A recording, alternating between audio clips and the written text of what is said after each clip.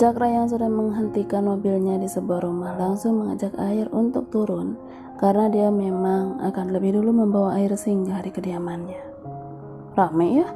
ujar Air saat turun dari mobil. "Iya, acara keluarga dulu, nanti baru kita senang-senang," jawab Cakra sambil menarik tangan Air untuk segera masuk. Keluarga Cakra yang memang dari kalangan pengusaha tentu tidak asing dengan Rahardian Group yang memiliki kantor dan cabang di mana-mana, meski tidak pernah sekalipun mereka terlibat kerjasama. Air yang diajak ke ruang tamu justru belok ke ruangan tengah saat dia melihat begitu banyaknya makanan yang tersaji di beberapa meja. Matanya langsung berbinar ketika ada kue warna-warni menggugah selera. "Ampun ya Jan, dietnya didobel nanti 2 hari ke depan. Kakak gak kuat, lapar banget," gumamnya sebelum memasukkan satu cupcake ke dalam mulutnya. "Manis banget, berasa lagi ciuman sama si Jan hujan deras." Tak hanya satu, entah berapa kue yang dia makan untuk masuk ke dalam perutnya yang tiba-tiba lapar. Padahal dia sudah makan banyak di hotel sebelum pergi bersama Cakra. Dia bagai tidak ingat lagi di mana kini ia berpijak. Tak peduli dengan temannya yang mencari kesana kemari. "Woi, gue muter nyari ternyata di sini." Akhirnya tersenyum lebar sambil terlihat semua deretan gigi putihnya. "Sorry, gue habis cicipin kue," ucap Air yang malu sendiri karena Cakra memang belum mempersilahkan ia untuk menikmati jamuan di rumahnya.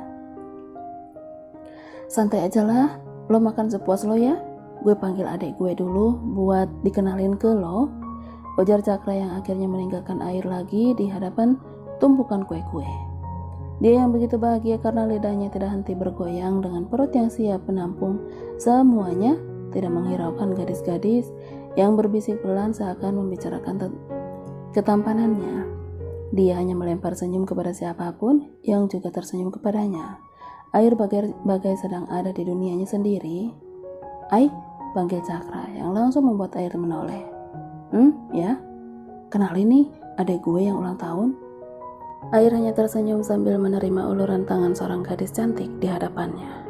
"Air, Stella, panggil Lala aja," pinta adik Cakra. "Oh, kalau gitu panggil gue Po aja deh," timbalnya sambil tertawa dan malah berhambur ke arah Cakra. "Berpelukan." "Astaga, lo kira kita Teletubbies?" decak Cakra yang tidak habis pikir dengan sifat temannya yang masih amit-amit. "Kan lucu, ada Lala," kekeh Air lagi. "Kalau lucu, lo peluknya ke sono, ngapain peluknya ke gue?" Sungut Cakra lagi mencoba melepas pelukan Air. "Wih, dosa bro, peluk anak perawan orang," saut Air yang langsung mendapat cibiran dari Cakra, namun tidak dengan Stella yang malah tertawa. "Kak Cakra nemu teman begini di mana?" tanya Stella di sela-gelak tawanya. "Kenapa?" tanya Air dan Cakra berbarengan. "Udah ganteng, lucu, tinggi, putih, ya ampun, ngerepotin hati aku kan jadinya," kekeh Stella. "Anjir, gue digombalin sama anak itik." Air tertawa di balik punggung Cakra. Begitupun dengan pemuda itu sampai akhirnya ketiganya pun tertawa bersama. Puas bercanda dengan Stella yang ternyata begitu ramah, mereka pun diminta untuk ke ruang makan. Air kembali tersenyum penuh arti saat kakak beradik itu membawanya ke pusat makanan yang sesungguhnya. Air dikenalkan kembali kepada orang tua Cakra dan Stella, meski sebenarnya mereka sudah saling mengenal meski hanya sebatas tahu. Papa Cakra yang begitu senang dengan kehadiran Air sangat antusias, malah dia meminta pelayan untuk mengeluarkan semua makanan yang tersedia. Tentu, Air hanya malu-malu tapi mau menerima semua itu. "Ayo cicipi, jangan sungkan," kata Mama Cakra. "Iya tante." Kenyang menikmati makan malam yang luar biasa nikmatnya, Air dan Cakra akhirnya keluar dari ruang makan menuju halaman samping yang terdapat kolam renang. Kedua pria itu duduk di gazebo dengan asap rokok yang mengepul. "Mau nyoba nggak?" tawar Air. "Enggak, baunya aja gue nggak suka," tolak Air yang memang tidak terbiasa karena di keluarganya tidak ada yang menyentuh benda tersebut. "Oke, lo emang nggak berubah, Ai," salut Cakra dengan menunjukkan jempolnya.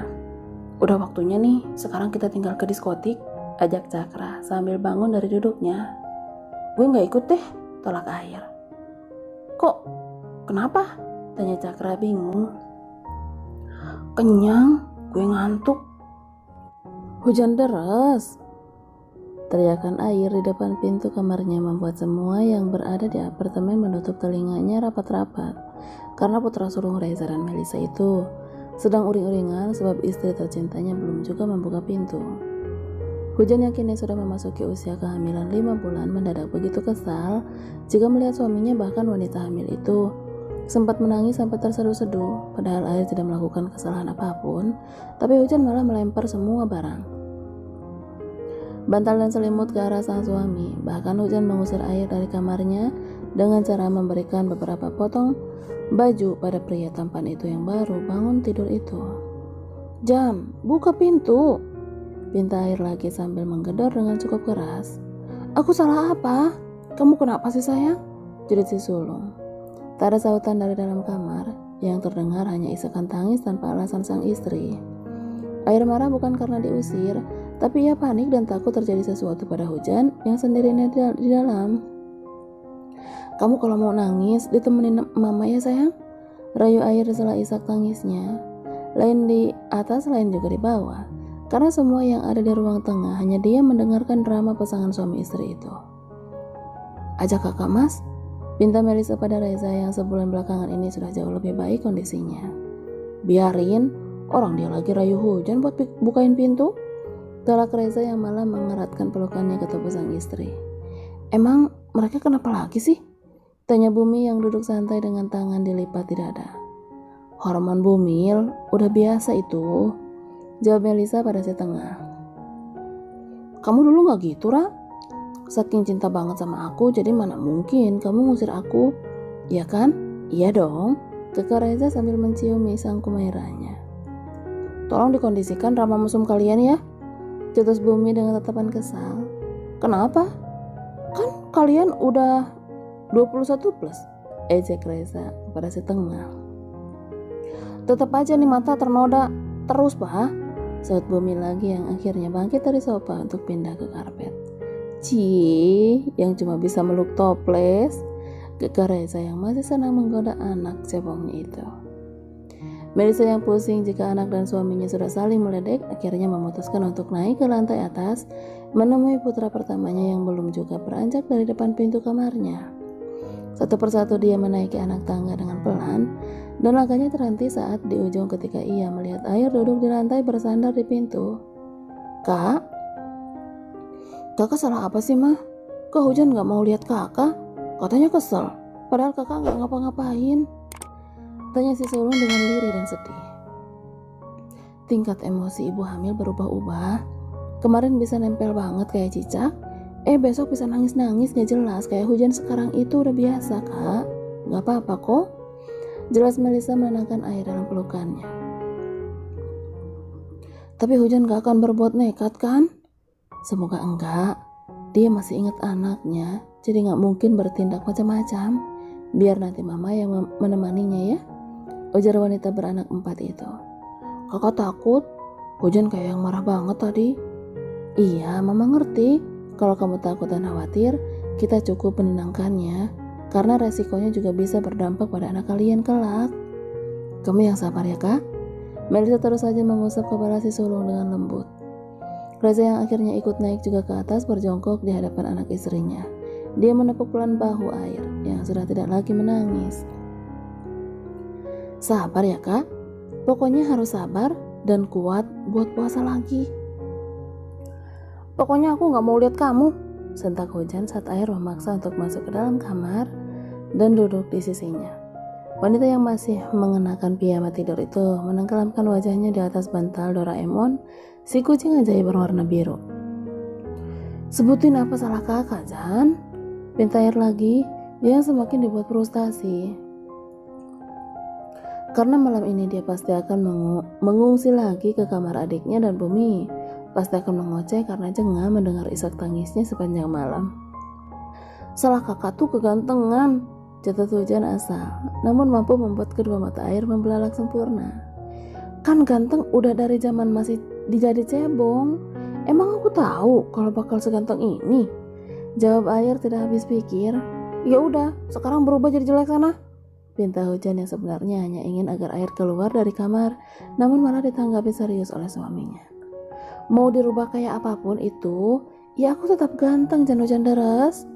Hujannya masih tidak mau menunjukkan wajahnya, semakin meronta saat air menarik tubuhnya agar bisa dipeluk. Jika dulu hujan selalu ada dalam dekapannya, tentu berbeda dengan 2 hari ini. Jangankan disentuh, untuk menjawab sapaannya pun, dia sudah sangat enggan. Jan, kakak sayang kamu, tolong jangan begini. Lirih air yang sangat sedih meski mamanya dan dokter sudah memberi ia pengertian jika hujan tidak benar-benar membencinya. Aku cuma gak mau lihat kakak pergi sana. Pinta hujan yang mulai menangis. Satu hal yang tidak pernah terbayangkan olehnya akan dijauhi oleh wanita yang paling ia cintai selama ini, hanya karena alasan tidak masuk akal baginya. Gak ada dari sananya bawaan bayi tetap tapi benci sama suami. Ketus air yang mulai terpancing emosinya. Hujan bukan hanya tidak ingin melihat paras wajah air, bahkan mendengar suaranya saja sudah membuat ibu hamil itu sangat jengkel hingga ingin mencakar atau memarahinya habis-habisan. Tapi jika sang suami jauh darinya, perasaan tenang ia rasakan, bagai dunia hanya milik ia dan si jabang bayi. Kamu boleh begini. Oke, aku ikhlas demi baby, tapi jangan lama-lama ya, aku kangen. Lirihnya lagi yang kemudian bangun dari duduknya. Air melangkah gontai keluar dari kamarnya. Bahkan dia diam sejenak saat berdiri di ambang pintu berharap hujan mau menoleh ke arahnya meski hanya beberapa detik. Jan, kakak pergi nih, ujarnya dengan tangan memegang kenop pintu. Ya udah pergi sana. Usir wanita itu lagi, masih enggan menunjukkan wajahnya. Padahal air sedang sangat ingin mencium keningnya meski hanya sekali. Dengan perasaan berat akhirnya si sulung benar-benar keluar dan menutup pintu dengan pelan. Ia sandarkan tubuh tinggi lemasnya itu sambil memejamkan matanya. Namun setelah perasaannya itu sedikit tenang, dia pun memilih turun ke lantai bawah dan ke dapur adalah pilihan kali ini untuk menyegarkan lagi otaknya yang terasa begitu panas dan ingin meledak. 3 galon minuman bersoda kini telah dia habiskan tanpa terasa. Tentu itu karena dia menikmatinya dengan perasaan setengah sadar alias melamun. Sebab memikirkan nasib ekor buayanya yang mungkin akan dikerangkeng lagi dalam batas waktu yang tidak bisa ia tentukan, kecuali hujan sendiri yang mau membukanya. Ngapain kak? Tanya Bumi saat ikut duduk di hadapan kakaknya, namun dengan mata tidak lepas dari 3 kaleng minuman di atas meja. Lagi ngelawak, dengus air kesal. Oh, kirain lagi nangis. Ledek si tengah dengan tawa kecilnya. Masih berani nanya? Sentak air. Mama sama papa mana? Bukannya tadi pergi bertiga? Sambuk air yang baru sadar jika orang tuanya tidak ada. Mampir ke hotel? Jawab Bumi sambil membuka tutup toples yang ada di atas meja. 2 jagoan Rahardian itu langsung menoleh ke arah luar ruang makan menunggu siapa yang akan datang. Loh, itu mama sama papa? Seru air yang kaget melihat kedua orang tuanya. Reza dan Melisa tentu ikut kaget juga melihat reaksi air saat melihat mereka. Bahkan keduanya sempat saling pandang. Kenapa? Tanya Melisa bingung. Kata Bumi, mama sama papa ke hotel, ucap si sulung. Mana dia orangnya? Serunya lagi mencari keberadaan kembarannya yang ternyata sudah kabur ke kamarnya. Bumi! Reza dan Melisa hanya menghela napas. 2 anaknya itu masih seringkali saling ejek soal hal sepele. Berikan ini kepada Hujan. Tadi dia telepon mama, minta dibelikan manisan bengkuang, ucap Melisa sambil menyodorkan 1 bungkusan pada putranya. Kok gak minta sama kakak? Tanya Air sembari menerima bungkusan berwarna merah tersebut. Mungkin karena tahu mama sama papa lagi di luar.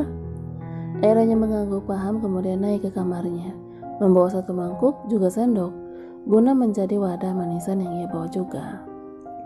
Air membuka pintu dengan sangat pelan. Dia takut mengganggu Hujan yang mungkin saja sedang terlelap, karena yang ia tahu jika sang istri kini mudah sekali tertidur jika sudah ada bantal di dekatnya. Sayang, yang, jangan hujan deras. Air terus mengusap kepala istrinya sambil mencuri cium kening selagi Hujan tidak sadar, karena jika kedua matanya terbuka, tentu ibu hamil itu akan marah besar. "Sayang, aku bawa bengkuang," bisik Air. Salah. "Manisan bengkuang maksudnya," sambung pria tampan itu. Hujan yang sedikit sadar hanya menggeliat kecil, namun malah mengeratkan pelukannya pada bantal kucing miliknya. "Enak banget si Emo dipeluk-peluk. Untung bukan boneka onyet. Coba kalau si Monkey, yang ada di sini bisa habis pisang gue." Kekeh Air yang masih duduk di sisi ranjang. Hujan yang tidak bangun juga meski sudah dijahili suaminya, seakan menjadi kesempatan bagi Air untuk meringsek naik ke tempat tidur. Ia peluk wanita terbaiknya itu sambil mengelus perut yang kini terlihat buncit meski hanya sedikit. "Sehat-sehat ya kalian," gumam Air yang kadang masih tidak percaya jika ada makhluk hidup dalam perut istrinya, dan itu tentu hasil kerja kerasnya menggarap, menanam, dan menyiramnya sampai tumpah-tumpah dan meluber kemana-mana karena tembakan lahar panasnya. Hujan yang merasa berat karena Air memeluknya bagai bantal guling pun langsung mengerjapkan kedua matanya. "Kakak ngapain?" jerit Hujan yang meronta ingin dilepaskan. "Shh, diem," sentak Air pada Hujan sampai istrinya itu menurut dan akhirnya diam. "Ada apa?" tanya Hujan bingung. "Ada suami yang lagi kangen istri," goda Air sambil tertawa semakin mengeratkan pelukannya. Hujan yang masih kesal tentu merengek ingin dilepaskan, namun Air tidak memperdulikannya. Dia justru mencubu Hujan tanpa ampun. "Kak, aku lapar, awas." Air yang sedang sibuk membuat jejak-jejak merah di leher sang istri pun akhirnya bangun. "Mau makan?" tanya Air yang masih berada di atas sang istri, hanya bertumpu pada lututnya. "Iyalah, masa mau tidur?" cetus Hujan mendorong wajah suaminya yang mau mendaratkan ciuman. Air terkekeh dan benar-benar bangun. Ia raih lagi kaosnya yang baru dilepas untuk dikenakannya lagi. "Mau makan di rumah atau makan di luar?" "Aku mau makan sate ayam. Kakak mau apa?" Hujan balik bertanya. "Sate juga, tapi seterusnya sama kamu." Air mengemudikan mobilnya dengan kecepatan sedang. Dia sedang menikmati waktunya bersama sang istri yang beberapa hari ini menjauh darinya. Rasa sabarnya ternyata kembali diuji saat usia kandungan sang istri memasuki trimester kedua. Hujan memang tidak rewel soal mengidam. Dia tidak pernah meminta hal yang aneh atau apapun yang membuat suaminya pusing. Wanita hamil itu hanya sering berubah mood dalam waktu sekejap. Sering menangis tiba-tiba, manja luar biasa, bahkan benci secara mendadak. Air yang kadang tidak sabar akhirnya tidak jarang terpancing emosinya. Cari sate kemana ya?" gumam pria tampan itu sambil terus mengedarkan pandangannya ke sekeliling. "Bukannya banyak ya?" saut Hujan yang sudah merasa nyaman dengan posisi duduknya saat ini. "Tapi kalau dicari begini emang biasanya suka hilang," tambah Hujan lagi. "Biarin aja kalau gerobak satenya hilang, asal cinta kamu aja yang gak hilang," goda Air sambil melirik istrinya. Tapi dia tidak jadi tertawa saat Hujan justru memicingkan matanya dengan tajam. "Wow, dirayu malah marah," kekasih bayi buaya cengeng. Air terus sibuk memutar setir mobilnya. Dia hanya tersenyum kecil saat sang istri terus mengoceh dan mengomel. Tidak ada niatan sedikit pun untuk menimpali, karena Air memilih menikmati setiap kata yang terucap dari mulut belahan jiwanya. "Di sini aja ya, kayaknya komplit, gak cuma ada sate," ujar Air saat memarkirkan mobilnya di sebuah resto lesehan. "Pasti mau makan banyak kan?" sindir Hujan. "Ya ampun, kalau ngomong suka bener, kan jadi pengen cium dan hujan deras." Satu kecupan akhirnya mendarat langsung di bibir sang istri. Hujan yang tidak sempat mengelak, mau tidak mau akhirnya pasrah dan menikmatinya. "Yuk, katanya lapar," ajak Air yang sudah membuka pintu mobilnya. Hujan langsung turun saat Air juga membukakan pintu mobil baginya. "Maci airnya Hujan," seru Hujan sambil tersenyum. "Sama-sama Hujannya Air," kekeh Air sembari mencium punggung tangan istrinya.